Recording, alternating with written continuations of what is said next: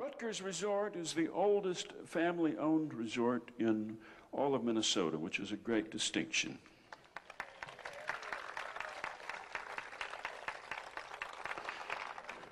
It's been here forever. It's been here since people had to fight their way through the woods to get here. Fight against mosquitoes, enormous mosquitoes the size of grasshoppers, mosquitoes the size of fruit bats.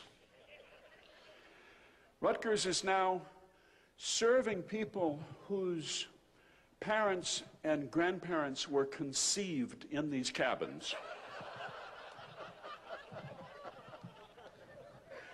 And that's a wonderful thing to think about, isn't it? Right here in these woods, this was where your parents first thought of you, or sort of thought of you. We're here at the behest of Jack and Kathy. Jack and Kathy. Where are Jack and Kathy? Jack and Kathy, Jack and Kathy, Jack and Kathy. Farrell. There they are. They're way in the back, surrounded by people who are shielding them from public attention. The Farrells bid on us at a charitable auction in Minneapolis that was rather poorly attended. And so they bought us to come up for this event for a sum in the low three figures. So here we are, and we're here for the Bay Lake Improvement Association. We're here for the Bay Lake Improvement Association, which is a fund which was started to buy up green and yellow plaid shorts, to buy them from people and to put them into a hazardous plaid waste site someplace, and so that people are all nicely dressed in sort of natural colors, just as you are here. I used to sing a German song in choir when I was a kid, thinking of that coming up to Ruttger's, because Ruttger's was founded by this good German family, Joseph Ruttger, who came over from the old country and landed in St. Paul, went to work for the St. Paul-Milwaukee railroad shops. And it wasn't good for his health. St. Paul was an unhealthy place. And he came up to Bay Lake.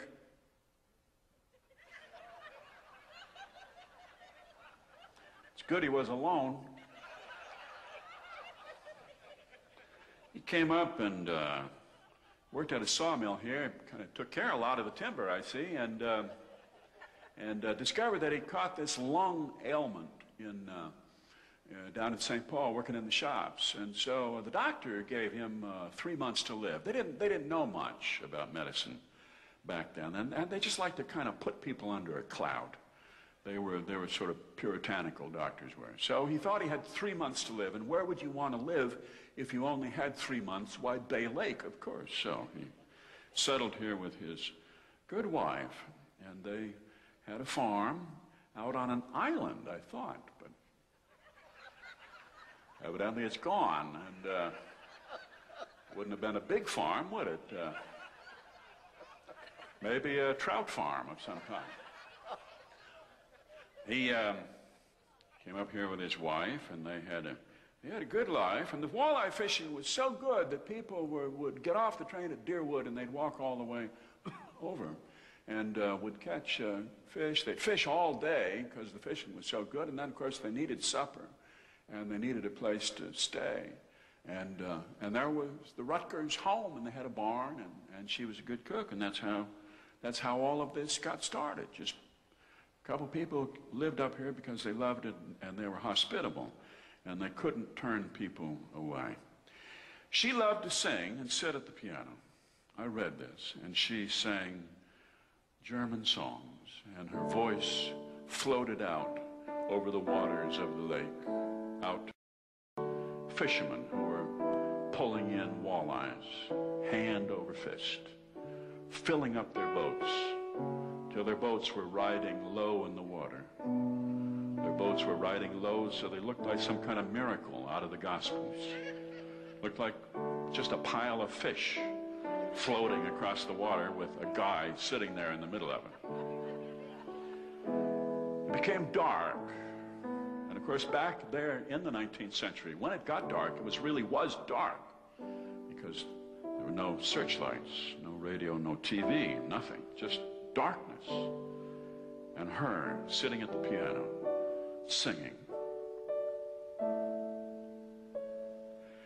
Hier in des Abends traulich ernst Stille kann es das Leben freudig gestalten.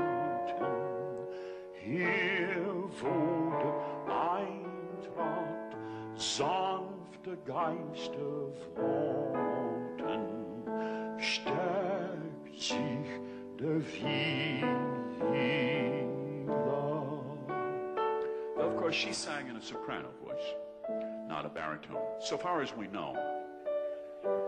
Though, if you eat enough sauerkraut, well, anyway, she was like a goddess there in the night to these fishermen, and they would find their way to safety by following the sound of her voice.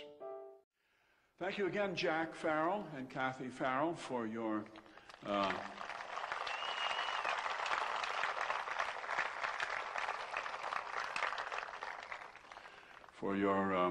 low bid to win all of us here, coming up to Ruttger's, and thank you for supporting the Bay Lake Improvement Association. And those of you, I don't see anybody here in bright green or orange or yellow plaid shorts, but let's remember to be kind, and these things do interfere with radio reception, so be careful. Don't wear them on planes, especially when we come in for a landing.